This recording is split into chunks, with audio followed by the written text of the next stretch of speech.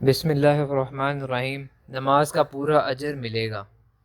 حضرت زید بن ارقم رضی اللہ عنہ سے روایت ہے کہ حضور اکرم صلی اللہ علیہ وسلم نے ارشاد فرمایا، جو شخص ہر نماز کے بعد سبحان ربک رب العزت عما یصفون وسلام علی المرسلین والحمد للہ رب العالمین 3 مرتبہ پڑھ لے گا، وہ بھرپور ثواب پائے گا اور اسے نماز کا پورا اجر ملے گا۔